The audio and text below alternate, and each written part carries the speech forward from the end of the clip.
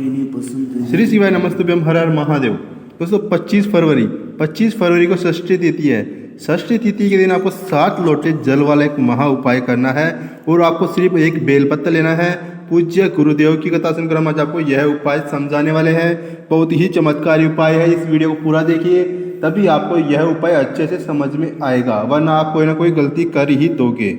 सबसे पहले आपको क्या क्या सामग्री जरूरत पड़ेगी। आपको एक बाल्टी पानी लेनी है, या तो आप बाल्टी पानी मंदिर में से भी ले सकते हो या अपने घर से भी लेकर के जा सकते हो। साथ ही अपने साथ एक लोटा ले लेना है, तांबे का एक लोटा लेना है और एक आपको बेलपत्र लेना है। ठीक है, बेलपत्र अगर आपके पास बेलपत्र नहीं हो तो आप शिवलिंग, जहाँ पे शिवलिंग के ऊपर चढ़ा हुआ बेलपत्र भी आप वहाँ से समर्पित करके, वहाँ से अर्पित करके उसको साफ पानी से, स्वच्छ पानी से धो करके आप उसको वापस से इस्तेमाल कर सकते हो। इसमें कोई दिक्कत नहीं आएगी।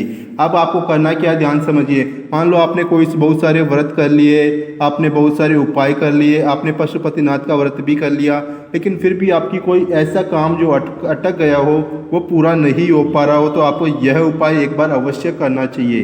बहुत ही चमत्कारी उपाय है, ध्यान से समझिए आपको करना क्या है। ठीक है, अब आपको 7 बेलपत्र 7 लोटे जल के शिवलिंग के ऊपर समर्पित करने हैं। किस तरह से समर्पित करने हैं, ध्यान से समझिए। आपको जाना है शिव मंदिर में। शिव मंदिर में जाकर के आपको सबसे पहले एक बेलपत्र, ठीक है, जो बेलपत्र है वो आपको समर्पित कर देना है माता अशोक सुंदरी वाले स्थान पर, इस वाले स्थान पर समर्पित करना है। किस तरह से समर्पित करना है, ध्यान से समझिए। जो पीछे वाली डंडी की जो दिशा है वो जलाधारी की तरफ होनी चाहिए, यानी कि इस तरफ होनी चाहिए, और बीच वाली पत्ती की जो दिशा है वो होनी चाहिए इस भगवान महादेव शिवलिंग की तरफ होनी चाहिए, यानी कि इस तरफ होनी चाहिए।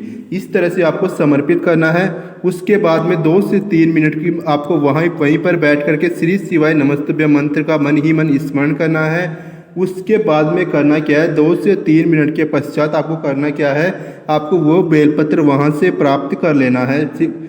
माता अशोक सुंदरी वाले स्थान से बेलपत्र को प्राप्त कर लेना है। बेलपत्र को प्राप्त करने के पश्चात आपको करना क्या है, भगवान महादेव के शिवलिंग के ऊपर आपको बेलपत्र को समर्पित कर देना है। उसी बेलपत्र को भगवान महादेव के शिवलिंग के ऊपर आपको समर्पित कर देना है। किस तरह से समर्पित करना है, ध्यान से समझिए। जो डंडी की जो दिशा है वो आपके विपरीत दिशा में होनी चाहिए। ठीक है, इस तरह से आपको समर्पित करना है।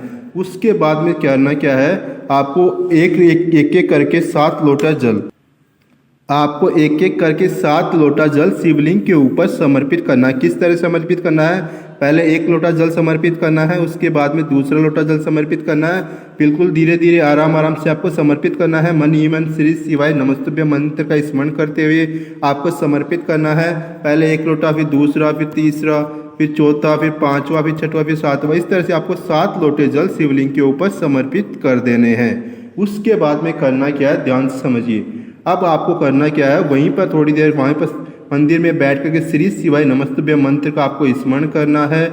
स्मरण करने के पश्चात आपको उसी बेलपत्र को शिवलिंग के ऊपर से आपको प्राप्त कर लेना है। ठीक है, प्राप्त करने के पश्चात आपको करना क्या, आपको अपने घर पर आ जाना है। घर पर आकर के आपको उस बेलपत्र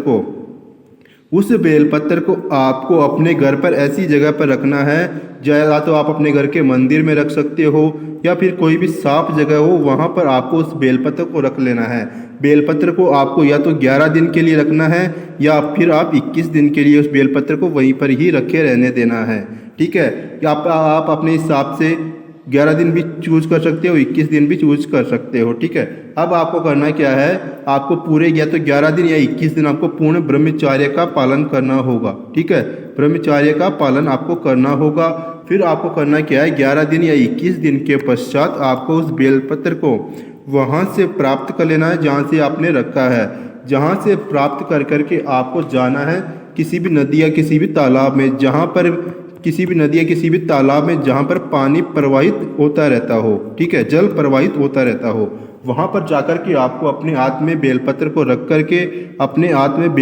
रख करके उसको अपनी मनोकामना आपको वहाँ पर बोल देनी है। ठीक है, मनोकामना आपको वहाँ पर बोल करके आपको उस बेलपत्र को उस नदी या तालाब में प्रवाहित कर देना है। बस इतना सा ही करना है। भगवान भोलेनाथ आपकी हर मनोकामना, जो भी कार्य अटका हुआ होगा, वो शीघ्र से शीघ्र पूरी कर देंगे भगवान महादेव। बस इतना सा ही उपाय करना है। बहुत ही अचूक उपाय है। यह उपाय आप कर सकते हो। बहुत ही चमत्कारी उपाय है। एक बार यह उपाय जरूर से जरूर करके देखिए, इससे आपको बहुत अधिक लाभ मिलेगा ही मिलेगा। दोस्तों वीडियो अच्छा लगा वीडियो लाइक कर दीजिए, चैनल पर पहली बार चैनल को सब्सक्राइब कर लीजिए, कमेंट में श्री शिवाय नमस्तुभ्यम अवश्य लिख दीजिए।